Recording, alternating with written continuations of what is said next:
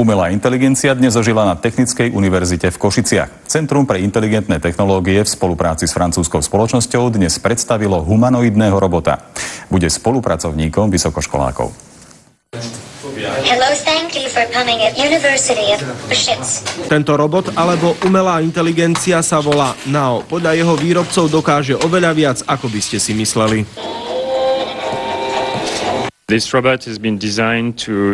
Tento robot bol navrhnutý, aby komunikoval s ľuďmi, predovšetkým s handicapovanými, staršími ľuďmi alebo deťmi. Jeho využitie je takmer neobmedzené. Táto inteligentná hračka stojí 10 000 eur. Zatiaľ je však dostupná len univerzitám a vývojovým pracoviskám. V Košiciach budú mať študenti k dispozícii 5 robotov. Chceme prispieť k tomu, aby postupný prechod práce z človeka na stroja zasiahol aj naše firmy, zasiahol aj naše prostredie. Ako ovplyvnia život ľudí inteligentné technológie je zatiaľ otázne. Podľa vedúceho katedry kybernetiky a umelej inteligencie by sme sa ale touto otázkou mali zaoberať už teraz.